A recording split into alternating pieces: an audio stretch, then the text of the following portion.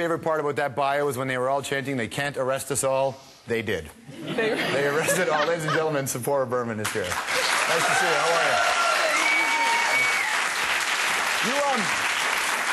you? You've been very busy for a long time doing this. If people have seen the Leonardo DiCaprio 11th Hour, I mean, you're featured in that as well. And there are a lot of things we can talk about with you as an eco-warrior. But I suppose the thing where I want to start is just, where was your moment? Because we all have these moments in life where we feel loud and proud about something and we feel involved, but then you make a decision that maybe you're going to say no to the cops this time, and it's going to be a different. When was your moment?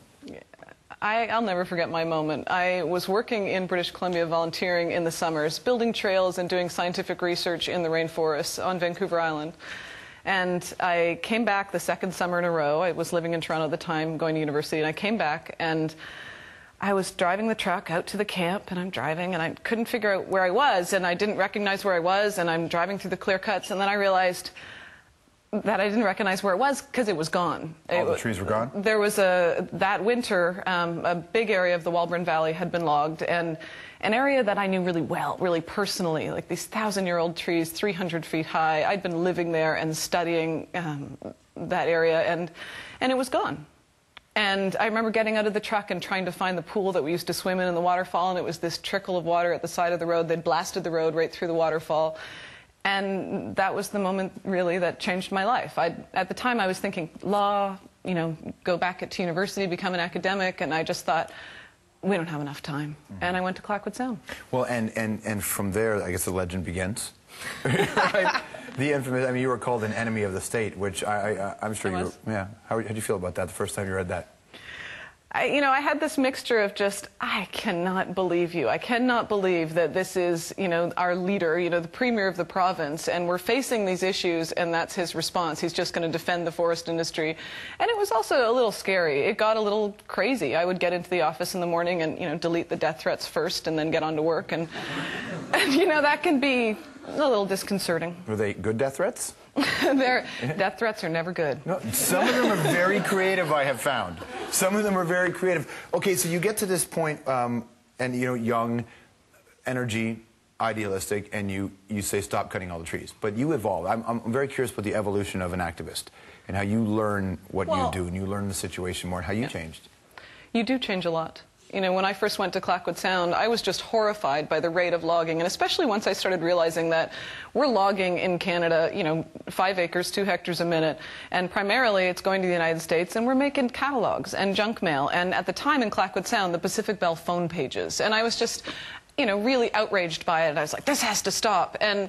And then you really start to get to know the issues, and you start to meet some of the people in these communities and some of the First Nations communities who are really struggling for decision-making power, and you realize there are no easy answers here, but there are some things that we can do. We don't need to stop all logging in Canada, but we can do it better, and we need to protect a lot more than we're protecting. Canada's got a really embarrassing record.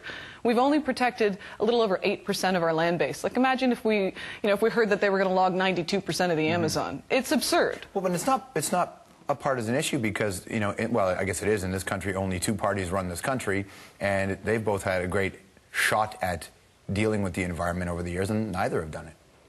Well, and I think that now they all have to step up to the plate. The environment is the most important issue to Canadians today. You cannot, open a newspaper and without hearing about global warming, without knowing that it's going to affect all of us. And now they're having to step up to the plate, and it's a huge challenge. But do you think it is important? We say it's important, but will people vote that way? The environment's been important to people for quite some time, and you look at by-elections, and they don't vote that way.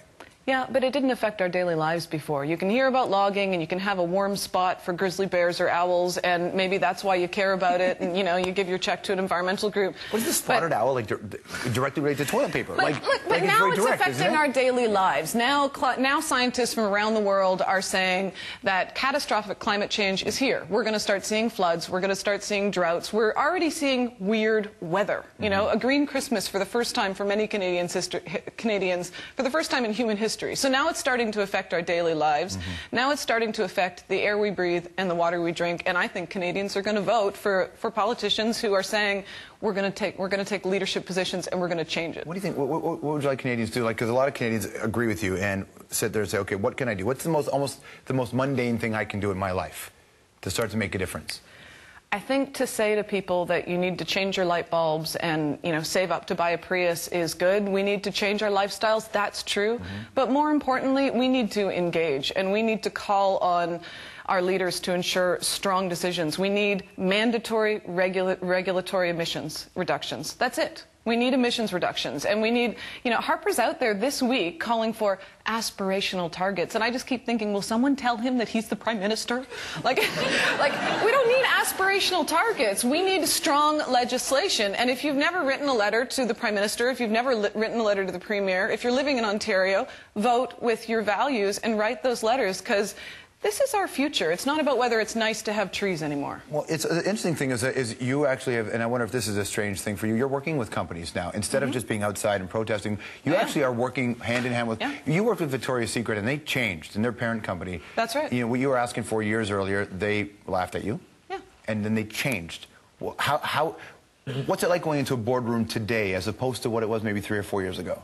Well, now every boardroom I go into, those companies are worried. They're worried because they know that the public wants to see that they're environmentally responsible. And they're willing to make change quicker now. You know, when we first started talking to Victoria's Secret, they were like, whoa, this is not, you know, yes, we make 1 million catalogs a day, and oh, sorry, yeah, they're printed on clear-cut old-growth forests from Canada, but it's not really our issue. Talk to your government. And, you know, 750 protests and a couple of full-page ads in the New York Times later, they're like, oh, okay, maybe we'll deal with this. And so it took a couple years, but at the same time, environmental consciousness was rising, and now they're saying, okay, you know, we're not only going to change the paper that we buy, but we're going to be advocates for greater forest protection, and we're going to work with you to help change the rest of the industry. And there's way more of a willingness to make that happen now. But it's because people are voting with their dollars at the checkout stands. It's because they know the polling shows that the public cares. And, you know, ultimately they're going to care about their profit margin and whether they can sell products, and the government's going to care about whether or not you're going to vote for them. And so I think we all have to take that responsibility, and I think to make those choices, because I think we live in an era where we're responsible today not only for what we're doing, but for what we're not doing. And if we're not writing those letters, and if we're not calling decision makers, then, you know, we're not protecting our kids' future. And I'm a mom, and that's important to me. Please come back again. I'd like to. Oh, right on. Tzeporah Berman, everybody. Great to meet you. Nice to see you. Thank you very much for coming on the show.